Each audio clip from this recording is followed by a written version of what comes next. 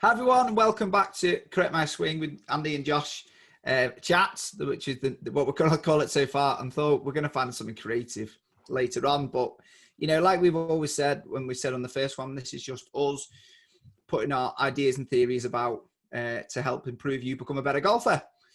And today it's another topic that we spend most of our lives talking between us about. So we thought, let's get it recorded. We do get a lot of questions about it as well. We do, yeah, and I think it's also something. So today we're going to be talking about mobility for golf, and have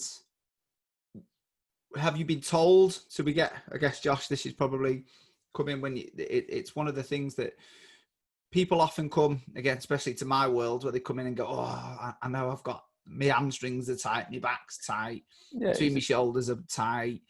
I know this is affecting my swing."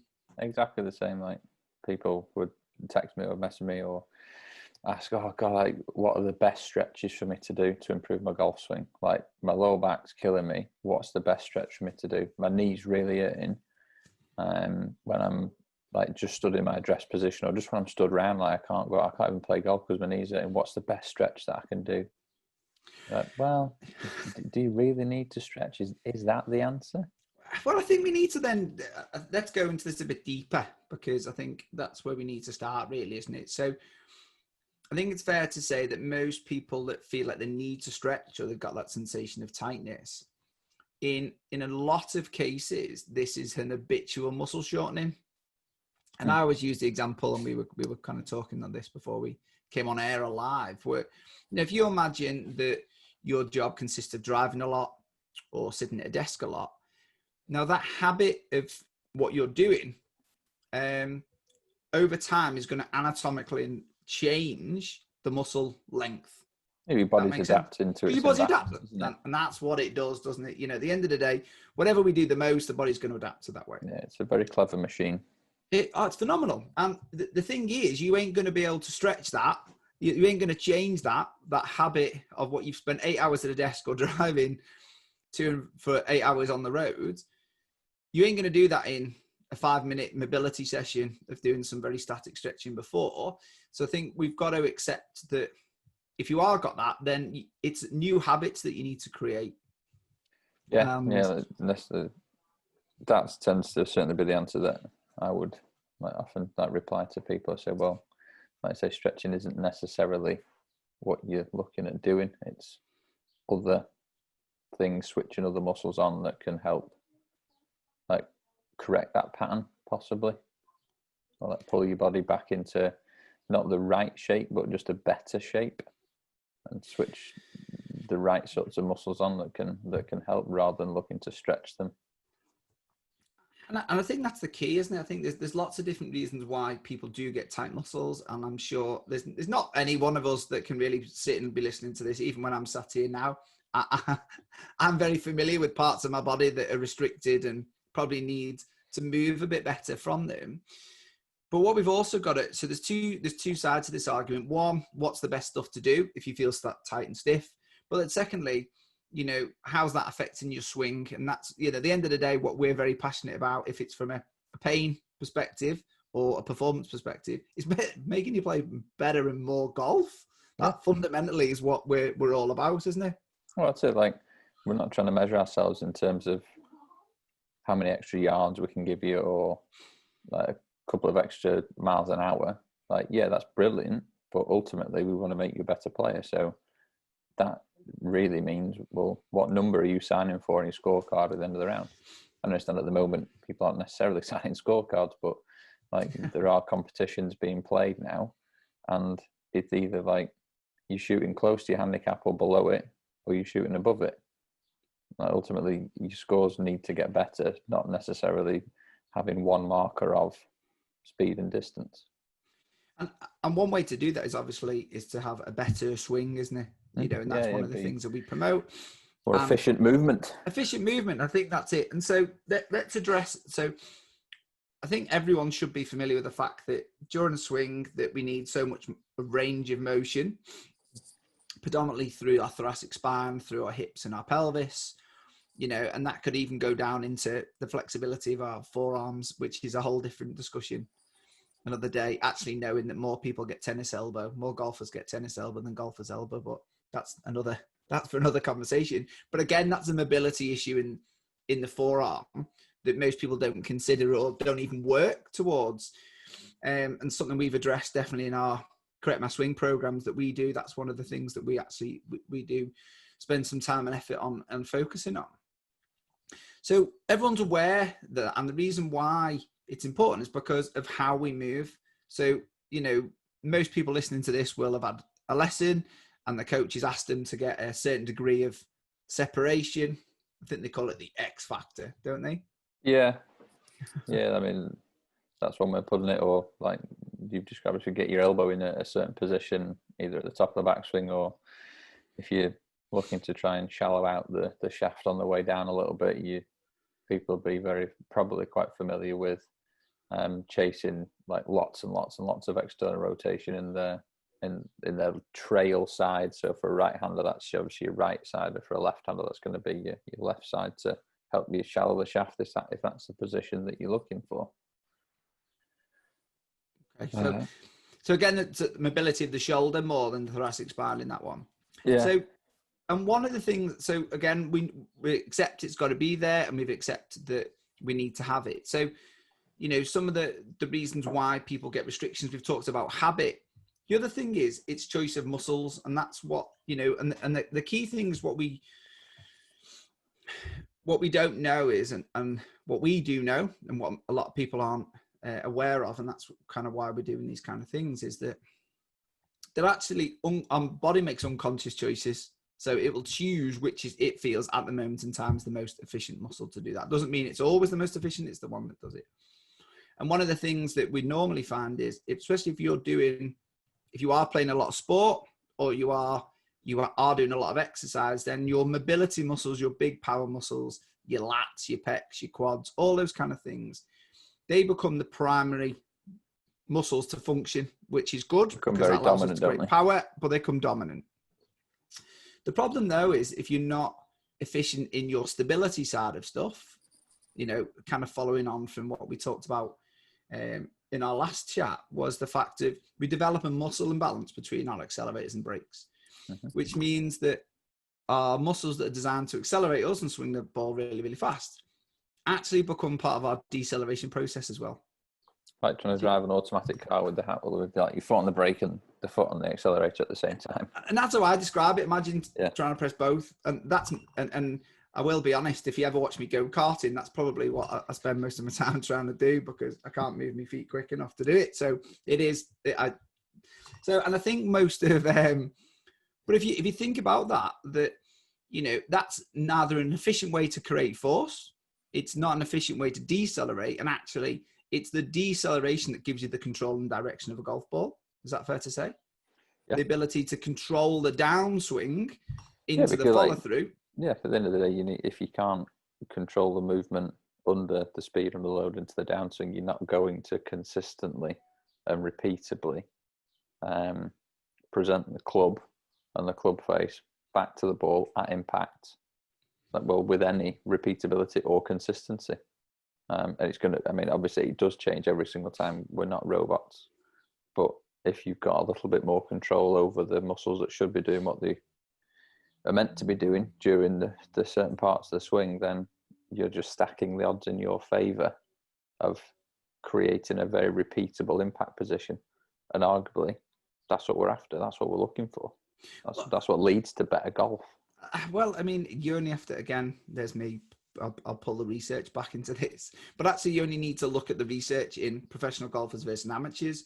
And actually what they're saying is, because pros have a more consistent swing, that actually that efficiency of their swing actually puts less stress through their body and allows them greater performance. So, you do have to look at the science, don't you, as well? Oh, yeah. Yeah, and there's an old saying of effortless power and powerless effort. That's kind of a very layman's terms of describing it. But you look at the pros, and the classic pros of like the Ernie Els, who have very long, languid, rhythmical golf swings, and your Fred Couples that kind of don't seem to be putting much into it, but get a lot out of it. Like you kind of like question yourself, like they've not just hit that ball that far. They've not put any effort in. Like, no, they should move very efficiently.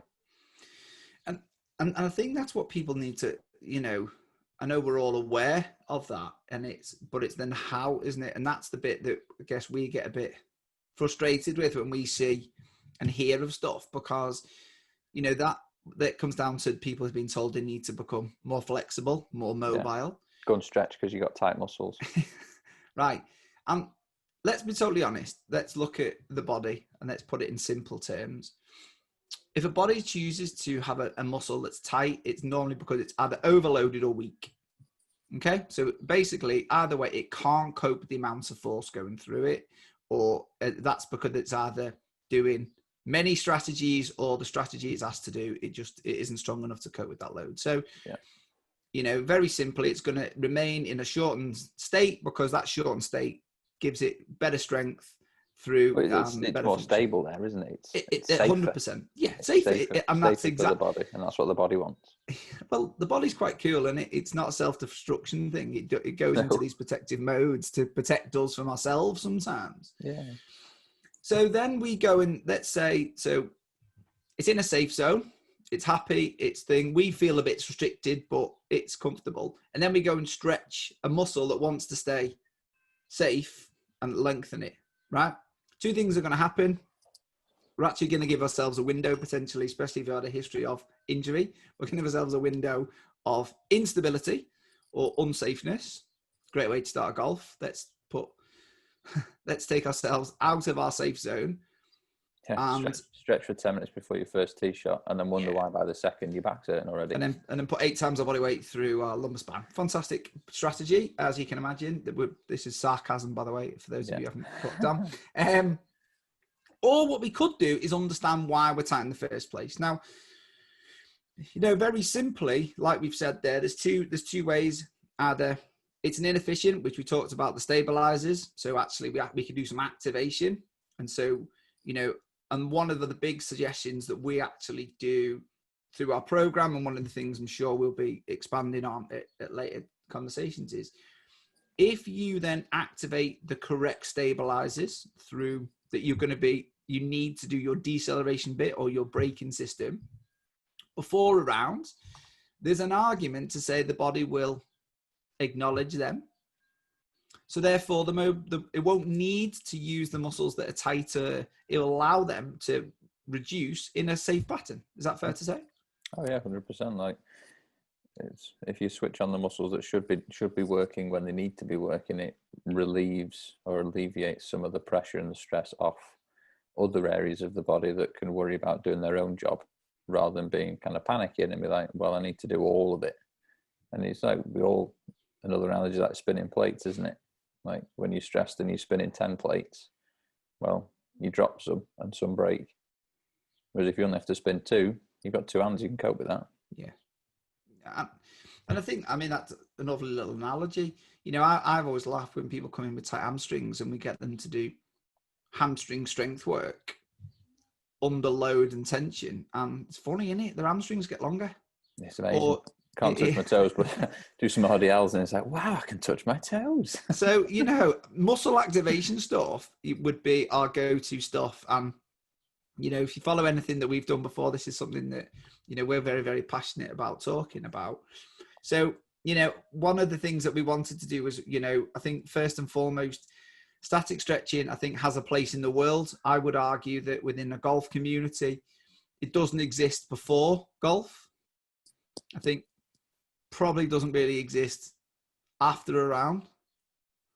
Not massively. Maybe there's arguments of recovery, but again, I think if you can continue to upregulate the correct muscles, then that is going to aid your recovery far better than doing a few like static hamstring stretches and some lower back stretches. And again, like a lower back stretch when your lower back's not really meant to rotate. Not the best. So just for clarity, what we're saying is standing on the tee with the club above your head and just doing this a few times isn't going to make us play any better. Unfortunately, no. Like you've got that window of a very, very, very short, tiny time that you'll gain the extra range, like you said, but you put yourself in that almost like danger, that red zone of well, yes, I've got extra range and extra movement, but I can't actually control that. I don't own that space yet. So all you end up doing is you're loading yourself very unsafely in a very, very, very short and dynamic and aggressive movement. And you naturally sort of twist and put yourself in very awkward positions performing a golf swing. And as you referred to before, and you put 8 times your body weight through your lower back.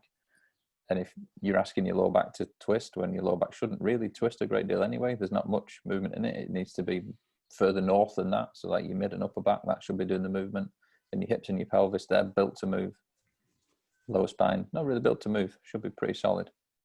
But you're doing a few like lower back stretches and some arm circles and bending side to side. Not the greatest plan. So I guess the thing for this is, if you're listening to this and thinking, okay, so what mobility can I do? First and foremost, one of the things we would say is active movement is good, but you've got to think about this now is that if you want to improve your golf, then you've got to be actually commit to doing some proper mobility and activation exercises rather than just thinking of it as your warm up 2 minutes before while your mate's teeing off and it's killing time. Can I just jump in then? Of course. When you're saying mobility, yeah, what's the difference then between mobility and flexibility? Because that's certainly something I get asked. Like, so, well, I need to be more flexible. I need to be more mobile. I need to do mobility so you get static stretching to offer like extra mobility. But in your opinion, what would be the difference, or how would you define mobility and how would you define flexibility? This could become the thing of our chats. This, you throw a curveball into our conversations. I'm sure you'll stitch me up. Don't worry. No, okay. So I would argue then flexibility could be, if we to put it in define of what's in the world of what would improve golf per se, flexibility would be your ability to do a simple straight leg raise test. So lying on your back, lifting your leg up, how flexible is your hip compared, and does it pass the test? Yeah. I would argue mobility then is more about how you can do that through a multi-range movement. So for example, like a golf swing, it's in 3 different planes, isn't it? So I would argue, okay, if I was to make a different definition, I'm sure I'm going to get hammered by physios for this, but I would say flexibility is about the range through 1 plane of movement, whereas mobility is multi-planar. That's, I think, how I would kind of start to.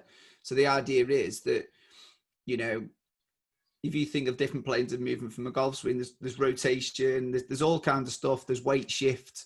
So that's how I would kind of sort of say, which then goes back to doing static flexibility work. Yeah, so like what I took from that then, like your flexibility is very passive. Mm-hmm. It's almost like you're not actually responsible for that range of movement. You are kind of required to be put in that range of movement in terms of to like test how flexible you are. It's more passive. It's not necessarily active. No, I think you can do it actively. I think you could do an active straight leg. For example, the straight leg raise test is a simple thing. If you've ever been to a physio, they lift your leg up when you're lying on a treatment bed and go, Yeah. Normally for most of the gents watching this, it's where they kind of go, got tight hamstrings, mate. That's the kind of comment that most people get. And a lot of, for the better golfers that have been movement screened, that's probably one of the movement tests that most people do and tell them they've got tight hamstrings. The question is always why. So I would argue that, flexibility still, that would be my difference of thing. It's more of like, your ability to control it through different movement patterns and different movement planes. Or with movement in different ranges and planes would probably be the best way to describe it. So I would say then flexibility is more one joint, whereas mobility is more multi-joint. Yeah, so quite one-dimensional. Yeah, but the ability, so that's, again, if you're flexible through your hip joint, that's great, but you might be restricted through your thoracic spine. So, whereas actually to play golf, you need mobility at the hip, at the lumbar spine, at the thoracic spine, at the knee, at the foot, in the shoulder, like you said, into that external rotation at the forearm. So I would argue it's more of the combinedness. Yeah, combination of it. Yeah, and that's why, you know, what we want to be looking at is, you know, things that are encouraging, and also with movement. I think it's definitely something which the evidence points towards that. If you do any kind of stuff with movement, and especially through muscle recruitment, which is kind of our forte of what we encourage, you also get an overlap into the single joint stuff. Does that make sense? But actually, you know, we don't move robotic, do we? You know, we should be fluid in our movement patterns, and we should be, you know, so I would argue that would be my definition, if that answers your question in a really long and winded way. Yeah, and sorry for throwing it in. No, on the spot. I'm sure if we're listening to this, people are going to love this, that I'm just going to get stitched off. I just got to think about what we're going to get you back with next time. So that's not a problem. I'll find something. But where would people start, Josh, then? So, you know, what would be you know, someone, I mean, you're more in a performance side of it. Most people, by the time they come to see me, have pain and injury. So we've got that to deal with, the factor. And, you know, we've obviously got to address that. And, you know, we identify restrictions in movement. But obviously people coming to you who are looking to, there's not really much injury. They're just trying to play better golf and want to, like you say, want to hit the ball further, or a lot of it be is more consistent. I just want to get stronger. Want to get faster, which is great. But ultimately, you need to move. Okay, you need to be able to control the movement first before you start to build the strength, and that's where the muscle activation work comes in. When you say start, is it like where would you start in terms of what would you do, or what would you start in terms of, like, what would people do before round, after round, or I mean, what would be the kind of, you know, what would the kind of suggestion be as a, you know, for the guys watching, you know, who've been told to, what could a typical week look like? How often would they do it, would you think? And what would you do before and after golf and practice? Oh, right, okay. Well, gym wise, I mean, it's 3-4 days a week. Probably 3 days a week is more than enough, because golf's such a skill-based sport. You should be spending more time out on the course, playing, practicing, being coached, working on all the different elements to improve your scoring, not substituting that for spending tons of time in the gym. Muscle activation work, do it every day, every single day. Like most of, or a lot of them, depend on kind of which program you go for, but what you'd see in our programs for the lower threshold work, some more of the backswing stuff, do that stuff every single day. Almost, you can't switch them on enough, you can't upregulate them enough. The more you do it, the more proficient you do, or the more proficient and the more efficient you become at it. That then, as a byproduct, unlocks the power and speed you've already got. And then if you add to that strength work as well, that's like a recipe for almost like the perfect golf swing. Then just becomes a matter of spending enough time, hitting enough shots, and becoming proficient and efficient at it. But the more you can switch the smaller muscles on, kind of the unsung heroes as such, the ones that get neglected when you're doing your big compound moves of pull-ups, squats, deadlifts, your smaller hip muscles, the smaller muscles around, in and around your shoulder blades. You switch those guys on, they unlock greater strength for the bigger muscles to do what they should be doing in the first place anyway. I don't know if I think that kind of answers it. Yeah, I also think it's really important. Like before a round or after a round, I think, again, before around 10 to 15 minutes. But again, don't worry about the big muscles. They'll do what they should be doing anyway. Don't worry about them. They're fine. They're already going to be pretty dominant with most of us anyway, just through life. Worry about the ones that don't get the attention. So like we said, the smaller muscles around the shoulder blade, around the hips, even looking at like the neck, those muscles that can help control the tilts and the rotations of your neck and your head can have a big impact on certainly on your swing. And realistically, there's no reason why you can't do it during the round as well. They're not going to tire out. You're not going to get tired from it. If anything, like, you just might struggle to concentrate doing it for long enough.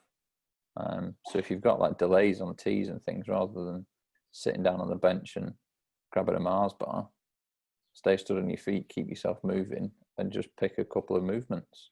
So work on the smaller muscles around the shoulder blade, and keep those switched on all the way around. That can only benefit you.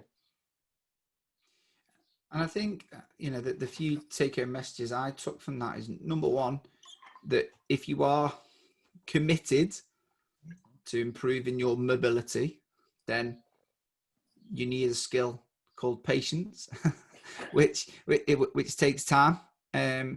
You know, muscles take time to adapt. You know, most people aren't normally happy. I don't know what you feel about that, but people aren't normally happy when I tell them there's certain rules to muscle adaptation, and unfortunately, you know, they take time, and you know, and you've got to create new habits in your lifestyle if you choose and you want to do those, and especially if you want to play better golf. I mean, on that with habits, that you're going to do stuff at the golf course anyway. You're going to get there and you're going to have probably 10 minutes before your tee time anyway. Like, most of us don't get there 2 minutes before the tee time and run on to the first tee. The majority will be there maybe 30 minutes, maybe even an hour beforehand. Some maybe only 15 minutes. That's fine. Like, you're going to be at the golf course anyway with that time to spare. It's not as if you need to magically find and carve out an extra 15 minutes. So like, when you're on the putting green, hit a couple of putts and then do 10 reps of something. Yeah. When if you're in the net, hit 5 balls and do 10 reps. Hit 5 balls, do 10 reps. Instead of being in the net for 5 minutes, you might be in the net for 7 minutes. Like, you're in the net anyway. Like, make it even more constructive. But is there an argument to say that actually doing those kind of things, you know, from a physiological thing, if you can, because if you can activate some of the stabilizer muscles, then there's an argument to say it'll take the tension out of some of the mobilizer muscles. Oh, massive, yeah. Which then allows the muscle, it can go longer, which then you can store more energy in your backswing. But a longer muscle can create more force in a downswing. So actually, the performance benefit is already there, isn't it? Yeah, you know, what you've got to do is make it proficient, that your body knows it's what it's doing, and so that habit happens. So there's an argument to say if that's its warm up. And there's a bigger thing, and it's a conversation probably for another day. But in your mental prep, isn't it? You know, everyone has the kind of first tee jitters. It's always quite funny, you know, as a, should we say, a non-skilled golfer. Let's describe myself as a whacker. It's one of those things where I don't kind of worry on the first tee, because I know I'm not going to be, you know, I'm one of those, I'm going to get some comments for this. You know, I might be a 5-iron off the first tee, just so I don't look a div, especially if I've not played for a while. But you only have to look around, don't you? And you see everyone nervous and kind of wondering what it's going to feel like. And, you know, and there's a lot of those, like, regardless of your standard, a lot of the time, a lot of people still get a bit anxious on the first tee, whether you're a scratch golfer, whether you're a 36 handicapper. Like, everyone goes through the same emotions. So at the end of the day, we're all humans, we're all only people, and like the expectations are all relative. Expectations of a scratch golfer might be different to that of a 36 handicapper, but they're still expecting something of themselves, and still they're probably more worried about what their playing partners are expecting of them because they are a scratch player. Whereas equally, the same applies if you're a 25 handicapper. Your expectations of yourself will be relative to you, but you're also going to be worried about what expectations that your playing partners have got. So everyone gets those. But there's things about where you can do what you can control as well, isn't there? Oh yeah, you know, and one of the things you can control. Conversation. But one of the big things, you can prep your body to move, can't you? And that's one of the things is, you know, 10, 15 minutes of moving prep. You know, if you want to spend hours and years looking at the research, brilliant. But you can take it from us that actually, if you do some moving prep and you do that consistently as part of your thing, you are going to overall start to swing the club better. if you get good, if you get good stacking the odds in your coaching. favour. And that's one less thing to worry about on a course then, isn't it? You know, and they're the Tick things another box. Yeah, exactly. So where do we start? So let's kind of narrow this in. So, you know, one of the things we started off with was trying to define or look at some of the myths of what, you know, mobility, you know, and fundamentally I think we're both in agreement that although static stretching might have some element, maybe post round or post exercise session, definitely as a warm up I would even argue pre-exercise session if you're doing stuff in the gym, or pre-golf probably doesn't sit in a performance sector of where we want it to go. It's not going to serve you. So muscle activation would definitely be the best way to begin performance and to help you perform better. But thirdly, I would argue that the more that becomes your habit and the more that you add that into your lifestyle, i.e. in the gym, either at home, you know, the work that we've done with the Correct My Swing programs is all designed to be done at home, all to be done in your front room and living room with very minimal equipment. The more you do with that, actually, you actually get less stiff, more mobile, and so you can actually apply a lot more of that force you've been creating, or apply a lot more of the skill acquisition that you've been working with your coach to into your swing, which is kind of fundamentally what practicing golf is all about. Improving your movement, you're becoming more efficient, your performance becomes, you become more effective then. And ultimately we want you to be an effective golfer. So one, you enjoy it more, two, your scores get better. Like, who doesn't enjoy playing well? I've not yet met a golfer that doesn't enjoy shooting low scores, shooting under the handicap, breaking par, whether it's breaking 80 or 90 or 100 for the first time. I've not yet met a golfer that's been annoyed and cheesed off that they've played well. No, definitely not. I think that's the thing. So, you know, like we've said in the last one, we'd love to know your comments on this. We'd love to know what you've been told. If there's anything you want to ask us, then please do comment. You know, we're quite happy to answer those questions and to challenge some of the misconceptions that we believe are still in the industry and still around. So, you know, do feel free to reach out to us. I think you can either help me at correctmyswing.com. You can send us some questions to that, or directly below here, and then we will get on touch. Is that fair, Josh? Yeah, all good. Good. Well, listen, thanks for listening again. If you've got any other things that you want to discuss or anything you've been told and you want us to go over, then please feel free to reach out and we can chat through. Thanks very much for listening.